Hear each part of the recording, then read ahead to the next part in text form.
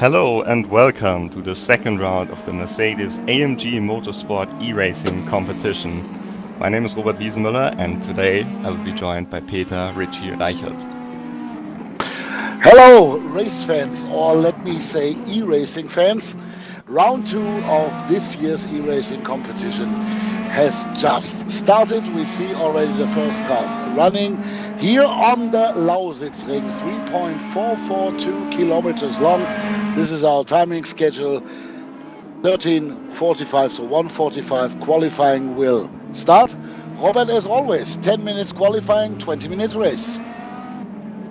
Exactly, that is what we have planned today, and yeah, we're already in the second round, and last time a few people were wondering, what exactly is this? What is this e-racing competition that we're hosting here with Mercedes AMG? Well, it's a form of virtual racing, so it's a computer game called Race Room Racing Experience, which all these drivers play and drive, but so it's not real cars, but the drivers are very, very real. 17 online qualifications we have in this race, and they are taking on one of the Mercedes VIP drivers, which is this guy here, Daniel Juncadella.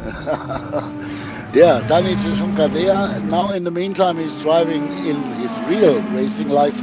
He's driving GT3 for Mercedes. AMG will also be taking part next week in the 24 hours at the Nürburgring. Also, guess what, in an AMG GT car. But he's also a very experienced e-racing driver, as we all learned already from him while we were talking to him about that. He is really one of those who has more than like 50 hours of game time in race room racing experience. So this should be an opponent, Robert. Yeah, exactly. I think he will be one of the guys who's a force to be reckoned with in this race. We often see these people who qualify online that they can put a lot of time into this, and for a lot of these drivers it's more than a hobby. You know, they are putting exceptionally much work into qualifying for this event and having the opportunity to race in front of all these people here. And but Daniel Juncadella, extremely talented racer and also extremely talented in the e-racing. So I think he can mix it with the online qualifications. And all our online participants, they get a champion served every weekend this event takes place. In Hockenheim it was Pascal Wehrlein, the DTM champion of 2015, and now it's Daniel Juncadella. He is the Formula 3 European champion of 2012. Also, he won the grand final of Mercedes-Benz called Stars and Cars in 2015 in beating, for example, Nico Rosberg and Lewis Hamilton at that event, at that venue. So Daniel Juncadella, he's a real force, and I'm really keen to know what he will achieve today. Yeah, and you already mentioned it's the second race of the season here at the Lausitzring. We had the Hockenheimring with Pascal Wehrlein, and then you can see there are a couple more rounds coming up. So we've got 9 races in the season, and then we've got the grand final, because all these online qualifications, they're also racing for something here. If they can make it to and finish the championship in the top 6, they will qualify for the final event, which is hosted at the Hockenheimring at the same date where the final event of the DTM season is. And the 6 best drivers will go to the Hockenheimring, and they will drive against the whole team of Mercedes AMG DTM. So it will be a great race, 6 versus 6, and the top 3 drivers will actually win something, because they will win an AMG Driving Academy racetrack package where they can try out a real Mercedes AMG car. But that last round, Robert, let us put it this way, when virtuality becomes reality, that will be the case. So everyone's live on site, and we are doing the real stuff there at Hockenheim. But to get there, you have to perform really very, very well in all those single e-racing races. Let me say it like that. E-racing races is a funny word, but it's a true one. Here you can see it again. We started in Hockenheim. Now we're at the Lausitzring. No, this is already the first results, the first time. Now the points. Yeah, we've got the championship standings. I'm sorry, I didn't have my glasses on, so. Oh, and when we are talking about the leader, about Tim Heinemann, he's not there today. Why? Yeah, unfortunately, for all these virtual racers, it's not as easy as for the real racers who do this as a profession, who do this as a job. Sometimes they've got work commitments that prevent them from racing. So Tim Heinemann, the championship leader, actually qualified for the event, but he can't take place. Okay, because of bad work. Luck for him. Yeah, very unfortunate for him. But the guy in second place, Julian Kunze, he's here with us tonight. Well, not tonight, but actually at noon, and he's here. He was the fastest driver in the pre-qualifying session on the leaderboard, so second place in the standings, fastest in the pre-qualifying. I guess we have one of the favorites here. Yeah, should be one of the favorites, but not the only favorite we have in store here. We also got the third place man from the first race at the really traditional racetrack near Mannheim in Germany, the Hockenheim Ring. Is this Jack Keithley from Great Britain. He finished third there. He's also third in the championship with 15 points. We also got Kevin Zicki from Austria here. He finished fourth the last time. Also the fifth placed man, Alexander Dornheden, who was also rather unfortunate in the first race, had a crash, but managed, although he crashed before, he managed to get to finish the race in fifth position. Sixth position, Moritz Löhner, he's also here. Also the seventh placed man from last time, Matthew Williams, and the ninth and the 10th. It's Jan Stange and it's Florian Hasse. And also our friend Urmas Ries from Estonia, he also took part in race number 1 of the season. Yeah, but also we've got some new drivers here, and a lot of. Yeah, and the thing is, every time you can try again, you can also try it yourself to qualify for this event. The best 17 virtual drivers will make it to qualify for the event. And yeah, quite a few new drivers made it. For example, this guy here, Daniel Schön.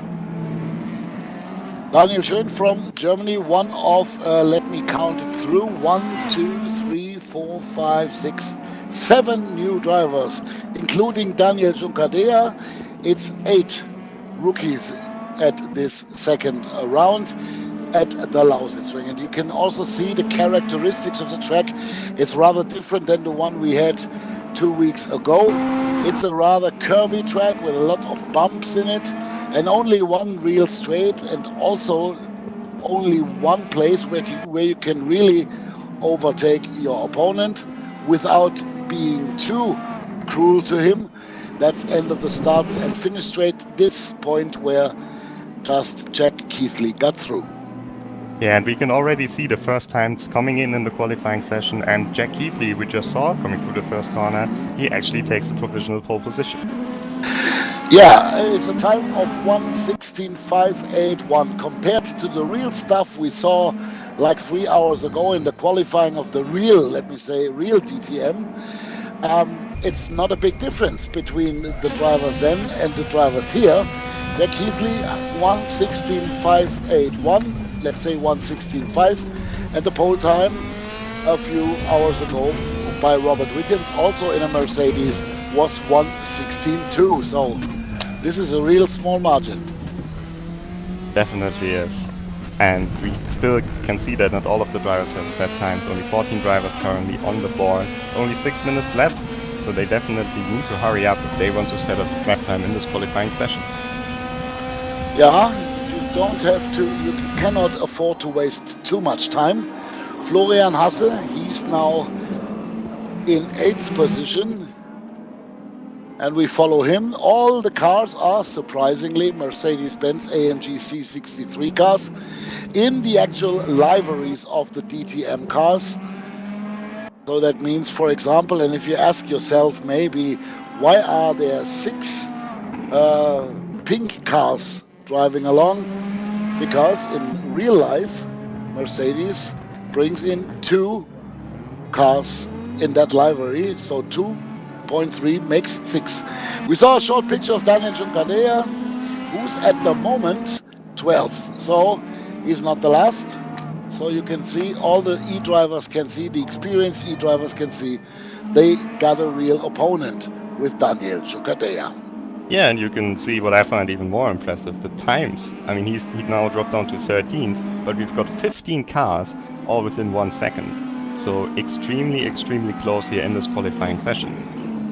And we also got 18 cars here at the eRacing competition. At the qualifying earlier ago, I mentioned already, there was 18 cars within 0.9 seconds. So there's still a role model left for the eRacing drivers, but I'm sure they're gonna make it. I'm sure that 1:16.536 now is the new best lap time. Will not be the final word. Kevin Ziggy Rebernack from Austria, from Felix Austria, he is leading now. Yeah, pretty impressive lap from Kevin Ziggy, who was really close to the podium in the first race, then eventually didn't make it onto the podium, but he finished in 4th position, so he's in a good position in the championship, especially now that Tim Heinemann is not there. And we can see another change. There it is, Jack Keithley takes the pole away from him. Once again, 1:16.498 now, the new target time for all his opponents. We got 18 cars in the field, but at the moment we only see 16 who got a timed lap already on the board. Yeah, I think Benitez is missing at the moment. Unfortunately, sometimes it can happen for these drivers that they've got internet connection problems. Yeah, so these are the technical errors of the e-racing world. So all these cars, they will work perfectly the whole race, but sometimes when you locally don't have the best connection, then you might not be able to join the race. Miguel Mereyes from Portugal, he's the best at the moment, the best one driver who was not participating in race number 1. So let's call him a rookie now for this season. It's his first run, but he's showing rather impressive style here. Yeah, I mean, 5th place on his first race, that's super impressive. I fully agree, Robert. And now he crosses over the line and starts his next timed lap. You can see the clock running. The Lausitzring also parted in 3 sectors. The first one is round about 25 seconds long, 26. The second one is the shortest of the 3 timed sectors, and then you have to find your performance, especially in the last one, who's the longest. This is Miguel Mereyes, although it's signed out as being Paul Di Resta, but that man, the man from Scotland, will take part then only at the live race at the last venue in Hockenheim in the middle of October. Exactly. You can see it's the same livery, the TV Spielfilm car that Paul Di Resta uses in the real DTM. And we can see some changes at the front of the field. Julian Kunze just parks his car in the pit lane here. He moved up to 4th position, but Urmas Rees, the Estonian driver, into 3rd position. He was already there at the first event, but it didn't go according to plan. He was way back in the field, actually. And now, he actually spun and goes back to the pits. But it doesn't matter, because 3rd place in qualifying is pretty good performance from him. And you can see the... Yeah, pretty nice, I wanted to say. And you can see the clock at the top left of your screen. Yep. And the thing with the clock is that once the timer runs out, the qualifying is immediately over and you cannot finish your lap. That means you have to finish all the lap times before the timer runs out. So all these drivers here have to hurry up to get a lap time in. And Jack Keithley actually won't get another full lap in. So with whatever time he crosses the line, this will be the lap time that counts for him. I mean, he's currently in pole position. doesn't have to improve. But yeah, it would still And put he him in a won't safe improve. position. No, he won't. He lost a lot of time. Yeah, knowing already that this time of 1:16.498 should be enough for pole position. Now Jan Stange is coming along. He's also one of those who took part at Hockenheim. There he finished 9th. Now he's in 12th position. But he will be running really. He will be really running out of time. Now he's in the last sector. This will be really. Yeah, it will be. Maybe time runs out. Maybe not. I think he will just make it, and let's see if this is an improvement. He's on a personal best, crosses the line, and he stays in 12th position, so not the time that he wanted. Yeah, and qualifying is over right now. These are the results. Jack Heathley in pole, Kevin Ziggy in second, then Urmas Ries, very impressive move upwards. In third position, Julian Kunze, Florian Hasse, Moritz Löhner, Miguel Mereyes, Jaroslav Honzik, Daniel Schön, Alexander Dorniden, and the rest you saw. Now it went away too quick for me to read all the names. Yeah, now it's just a very short cooldown period for these drivers. They've just got 50 seconds left where they can prepare their car, and then it goes immediately into the race. 20-minute race, no pit stops. Just very hard racing we're expecting here at the Lausitzring. And when you see the cars popping away, then they are popping over to the starting grid. Maybe the camera is moving to that point as well, to the starting grid. It's just over the wall on the left side. Yeah, we're waiting for Nikita Shaposhnik here to join the grid before we can see the whole field. Got 10 seconds left, and there you can see it. Now you can see all the cars lined up. Very, very wide grid here. And the one on the right, that's you? The one with the blue shirt. They're ready now, and the lights go on. And when the lights extinguish, race is on. Now it's green, and oh yeah. It's also an issue. Don't have wheel spin, and the first crash in the back. Field. Kevin Ziggy takes the lead here at the start of the race from Jack Heathley. But there's another car off in the background. Yeah, this happens at the Lausitzring, and there's one going wide over the grass. Lots of drivers already in trouble at the start of the race. Steven Westerhof down in 16th position. And also our gentleman driver Daniel Juncadeya. Oh, there's another car stranded on the track. What's happening here? Lots of drama in the opening laps. And that's Urmas Ries. Lots of drama. Urmas Ries. Right. He dropped back into 15th position. And it looks like maybe his car is not running smooth anymore. No, a very chaotic start here, and unfortunately Urmas Ries is one of the big losers at the starting period of the race. But let's go back to the front of the field. Yeah, Kevin Ziggy, last word to Urmas Ries from my side in this moment. He just showed an impressive qualifying performance, so maybe, and I'm really trustful that he will make his way up again. Maybe not onto the podium, but into secure points. Yeah, we already lost one of the drivers. Nikita Shaposhnik is not in the race anymore, so we're down to 15 cars now. On board with Kevin Ziggy Rebanak here in the first corner, and you can see Jack Heathley, the silver car behind him. Yeah, a little bit furious, Jack Heathley, as I can imagine, because he had pole position, the best of all starting grid places, but he lost it. Kevin Ziggy just had the better start. He was more spontaneous on his controller, and then he passed by Jack Heathley, and he wants to correct that mistake in hunting the Austrian now. Yeah, and the guy who was in first place in the leaderboard, Julian Kunze, he's now in third position, and he's the guy who is known for his consistency in the races. So he's not too far away of the two leaders. Let's see if he can, make some headlines in this race.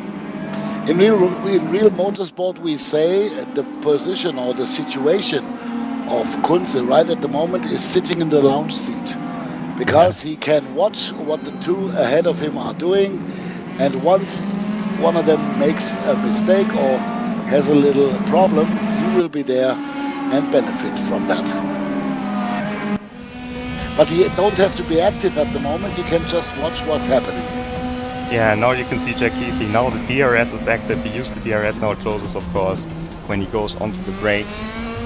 Going a little bit too far over the green area there. But he's right on the back of Kevin Siggy. He wants the lead back. He's on spot now, Jack Keithley.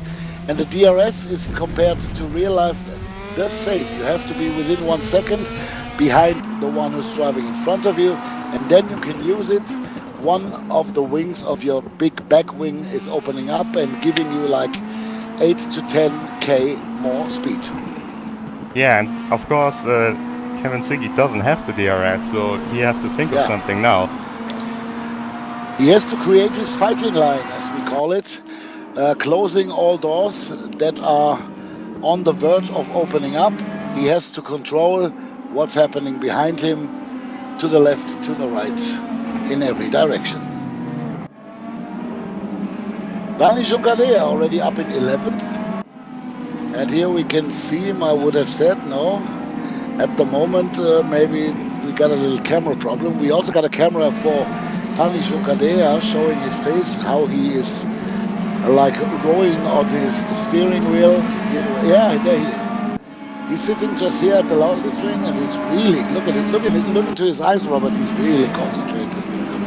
Yeah, I think he wants to succeed here, and he's in a good position at the moment. He moved up to 11th, so a good race for him. You can see a little bit of damage at the front of his car, I think, so he might have been involved in the start accident, but afterwards he's really put in a consistent race, and points for the top 10. He's almost in the points.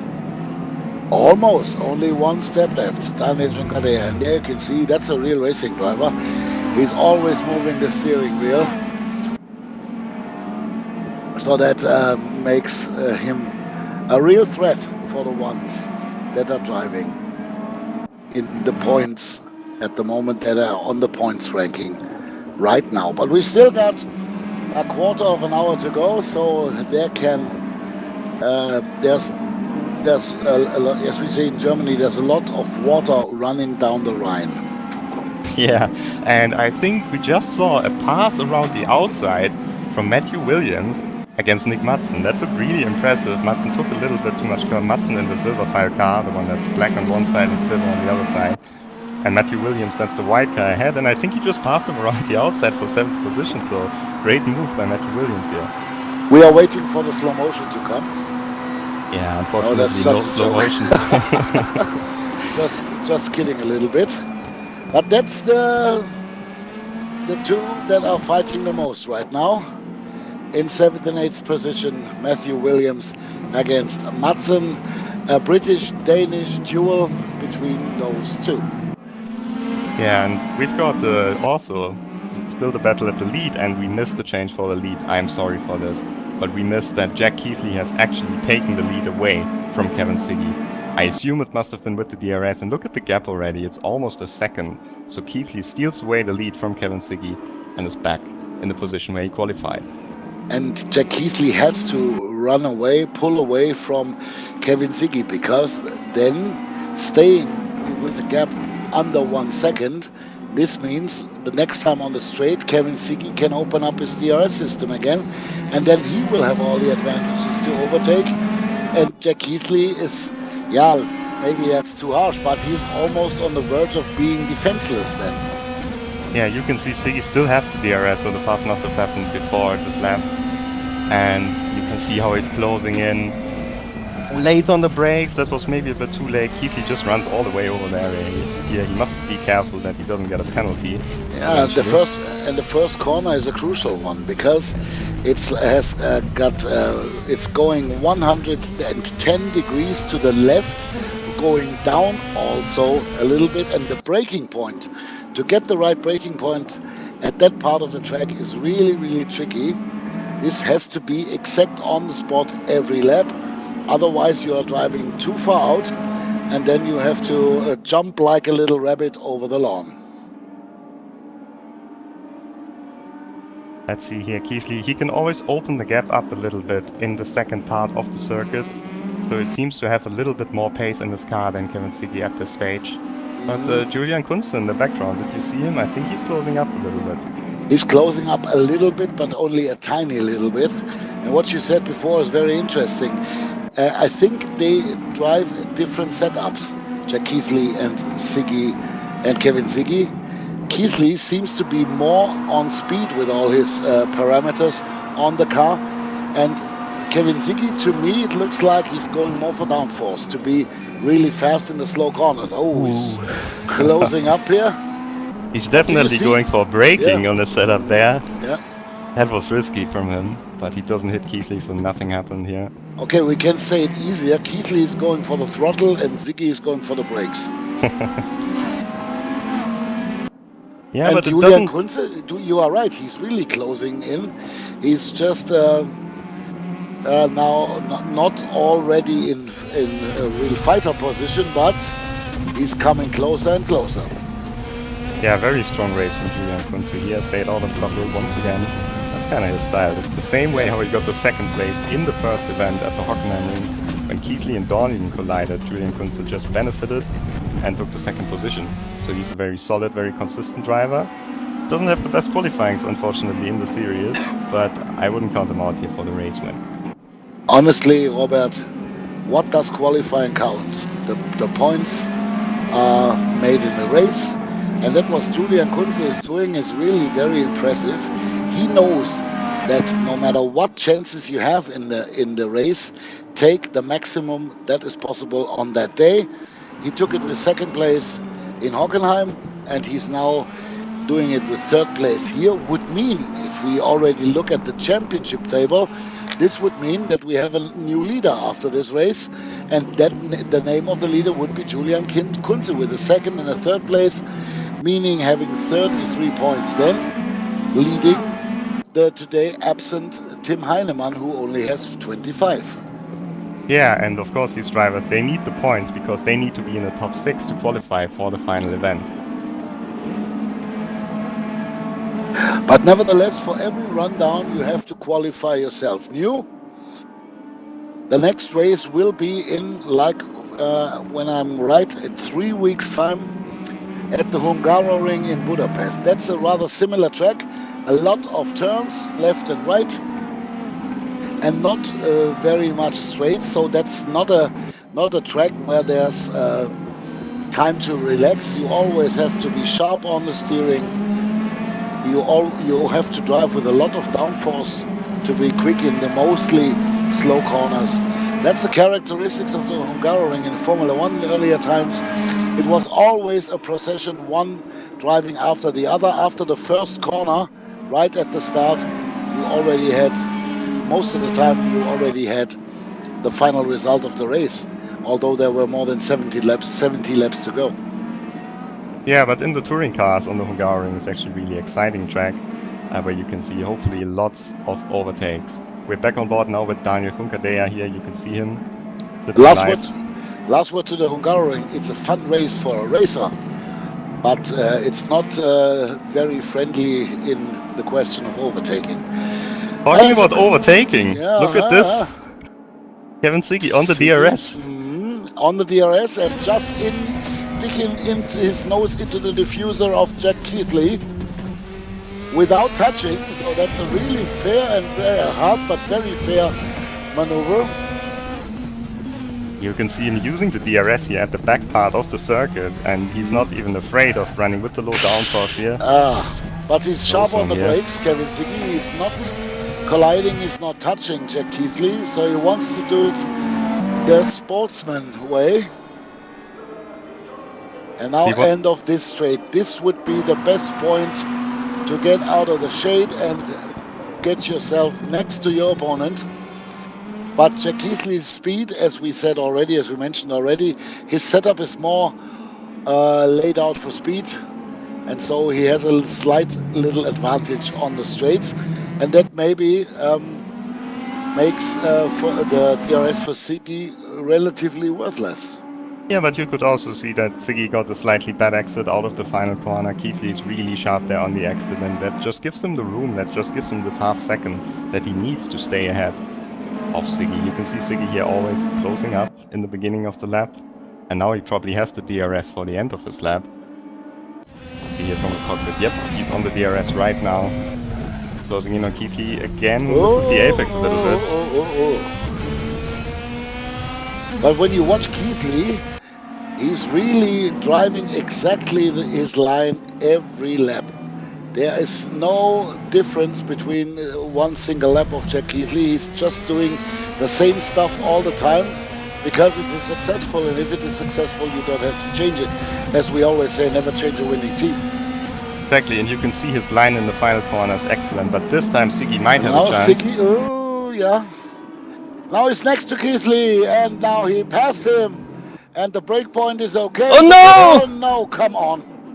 Oh, and Keithley turns him around there, tries to get the cutback and turns Siggy around. And let's see if Siggy's still in the race. He's just recovering there, getting passed by Williams. And I think that's Honsick on the outside. Bit of contact here once again. Oh, we've seen Paul Di Resta in this corner yesterday in a little incident, but here everything works out well. But honestly, Robert, what do you think? You mentioned the word penalty earlier on. Yeah, this is something where Jack Keithley definitely has to think of something that he can tell the race stewards after the race. Incident will be investigated after the race.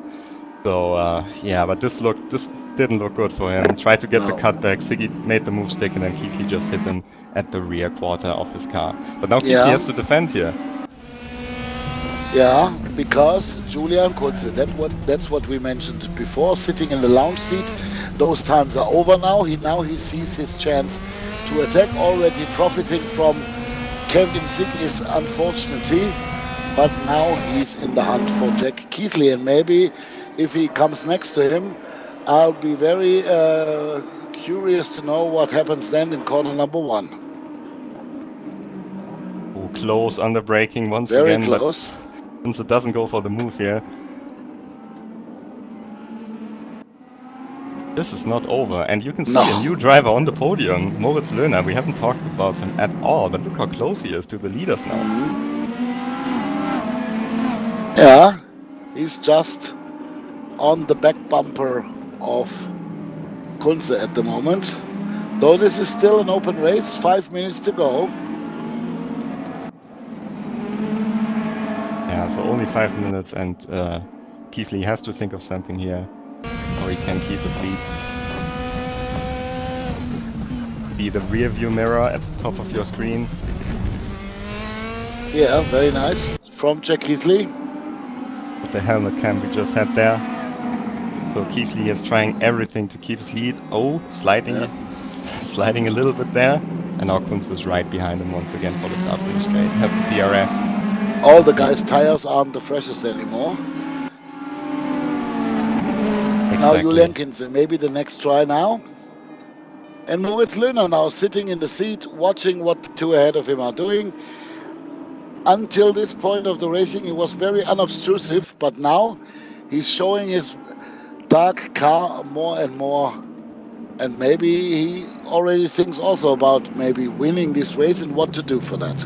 And I think Keithley's really struggling on his tires. I mean, look how close Löhner got. Well, Robert, isn't there one point where you have to just admit that the other ones are faster and you cannot close the doors all the time? I don't think you can do that with 3 minutes and 45 seconds on the clock. I think Keithley, he will try everything, and you could see he's not afraid of making a little bit of contact here to keep his lead. So I cannot imagine that he's letting any one of these guys through. No.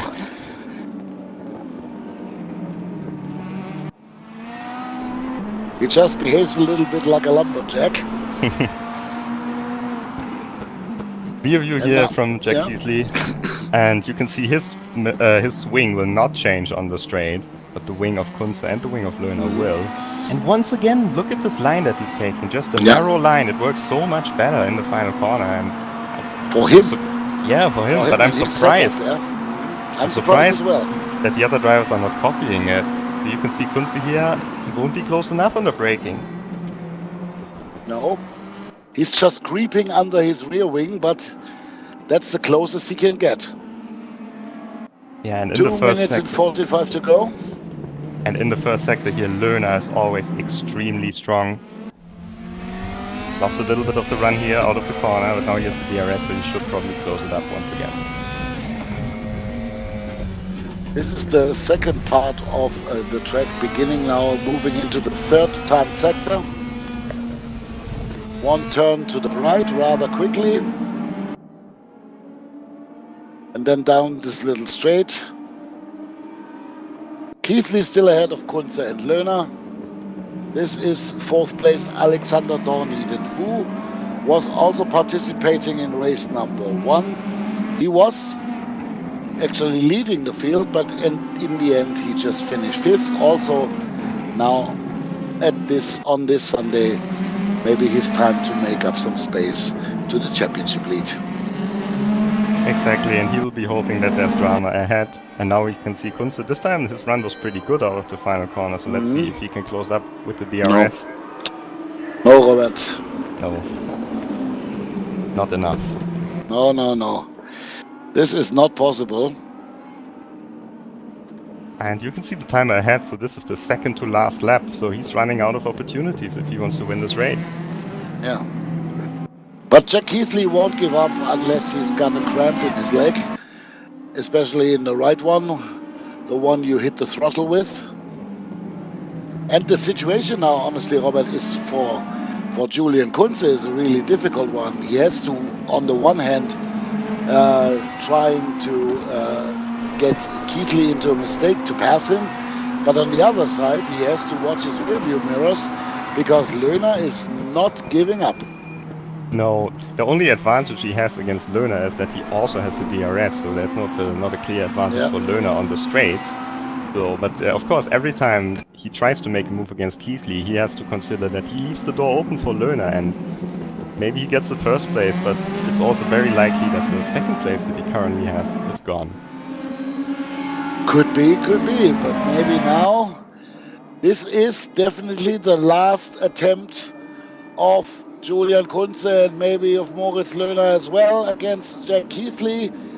Well, I'm not really sure that Keithley can be happy about a victory afterwards because of his, in my eyes, rather unfair maneuver against Kevin Ziggy.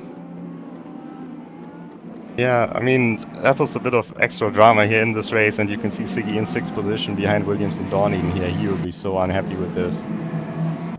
Yeah, and he will be, I think he agrees when... Oh, Lohner! Oh, come on! There's Lohner. Lohner made the move on Kunze. That was what we were talking about. Yeah, Kunze now with the cutback. Because Kunze still got the inner line. That was helpful to him. But Lohner is really fighting his socks off. He tries to hold on to the outside, but he can't do this. It's a little bit dangerous what he's doing. Then once both touch, they both spin away. I think this is it here. So Jack Keithley is turning onto the start-finish straight, and I don't think Lohner can make a move at the back. So we've got Jack Keithley. No, now we can. At first now, congratulate Jack Keithley to the victory here at the Lausitzring in 2nd place, Kunze in 3rd place, Lohner. But I can imagine that Jack Keithley might visit some race stewards after this race and maybe getting penalized. Yeah, so very, very unfortunate outcome of the race here. Ziggy was leading for a long time, and then Keithley took the lead. Ziggy tried to take it back, and then there was the contact. This is fine. Yeah, this is fine arts of motorsports and not wood chopping, as Jack Keithley just showed us in the maneuver against Ziggy. Keithley wins over Kunze, Lohner, Williams, Ziggy in 5th, Honzig in 6th, Dorneden, Madsen, Hasse and Schön. That's the top 10. Daniel Juncadella, we congratulate him very much. Felicitaciones to the young Catalan for 11th place. That's the 1st place, which gives him no points. Yeah, points down the top 10, and I think we should see a very interesting battle for the championship now developing between Keithley and Kunze, who's been on the podium in both races. Yeah. Dorneden actually lost out at the end of the race as well, so he only finished in 7th position. He was running in 5th position for a long time during this race. So, we saw a rather turbulent race. Oh, and there's a turbulent race driver next to me. It's Daniel Juncadella. Felicitaciones. Position 11. Ah, he just needs some headphones, Robert. Maybe you can talk on with Danny now. Yeah. Then I give him my headphones because I have to run. There's some real racing still on the line here on the Lausitzring. But nevertheless, it was real big fun this time, even a little bit more than it was in Hockenheim. This was a rather turbulent race. We saw a race winner who might not feel already as being won because, as I mentioned, as I called it, he did some wood chopping in the middle of the race, moving away some opponents. But nevertheless, we will hear my voice, you will hear it at the race at Norris Ring, fourth race then of the season. And Robert and Daniel Chunkanea will close out this event now. I say thank you and goodbye. Robert, here's my headphones. Danny, here's my headphones.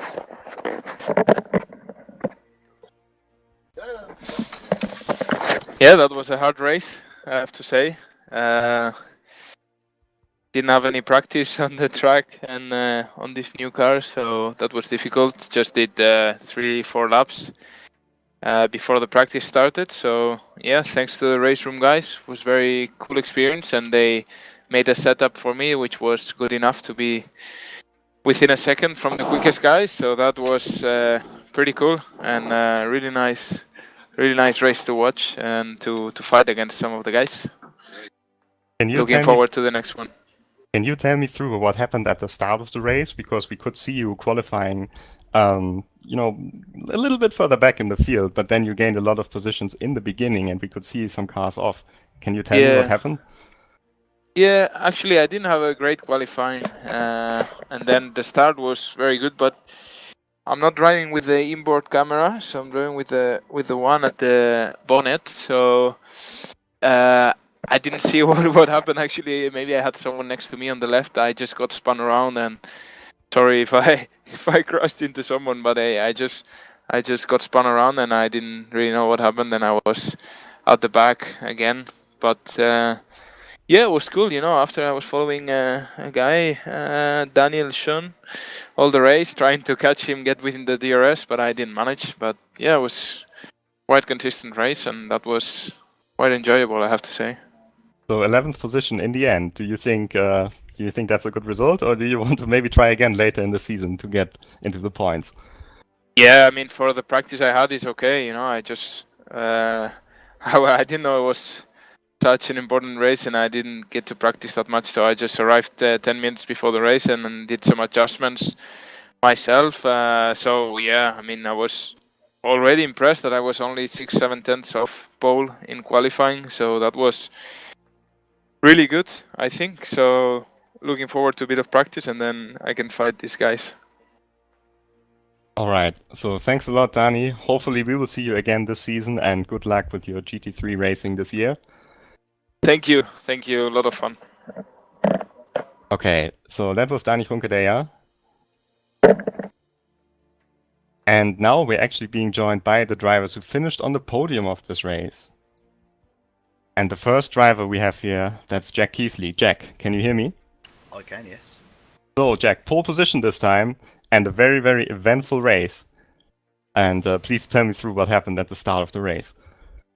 At the start, well, I'd done some practice starts before and practice servers with other people, and just for some reason I just couldn't get off the line as good as other people, so I kind of had in mind if I could just not lose more than one spot, then this should be a good race for me. And then you gained the lead back from Kevin Siggy, and then you lost the lead again, and then there was contact, and we saw it from the outside, and there were some some strong opinions voiced in the commentary chat about this move, but we didn't exactly see it from your position. So maybe you can tell us what happened from your point of view. Well, going the straight, I knew that if most likely I defended, he would have had the better X and possibly got me, because the straight's so wide and the corner's so narrow, you just can't see. So I thought I'll let Kevin have it, and then I could do the undercut on him. And I think he saw that coming. And when I was going through turn one, I saw he was coming across, and I was trying to avoid him, and he was just really slow on the exit, and we just made contact. So I'm sorry to him for that, but I didn't think there was much else I could do at that very moment. It certainly looks like you're one of the contenders for the championship here right now, with two very strong results. first place and the third place in the first event. So do you think you have a chance to take the title now? I would like to think so, but honestly, it's just wait until post-race stuff because I'm either going to be ecstatic or I'm going to be devastated one way or the other. So we'll just see what happens. And again, sorry Kevin, but I just did not. I just couldn't. It was just so slow on the X. I just couldn't react. So yeah. All right. Thanks a lot, Jack, and we will see you next time again. Yep. Thank you very much. So that was Jack Keithley, and now we've got the second place finisher, Julian Kunze. Julian, can you hear me? Hello, yes. Oh, nice microphone quality this time around. Perfect. So yeah, second place, and the race was, it kind of looked like the last race that you drove. You didn't have the best qualifying, then just sitting back, being consistent and waiting for the mistakes of everyone else. Yeah, you're absolutely right. First of all, congratulations to Jack. Really amazing pace, and his qualified performance by him and by Mr. Rebenek was totally amazing. Yeah, I qualified fourth and yeah, tried to be consistent and waiting, like you said, for the mistakes. They happened again, and yeah, second place is really a really good result for me. So at the end of the race, it looked for a moment as if you could challenge Jack Keithley, but then Moritz Löhner appeared in your rearview mirror and you had to defend. Did you think you had a chance to win this race? I was struggling really hard to put the power down in out of the corners, and my exits weren't really good at the beyond the 10-minute mark.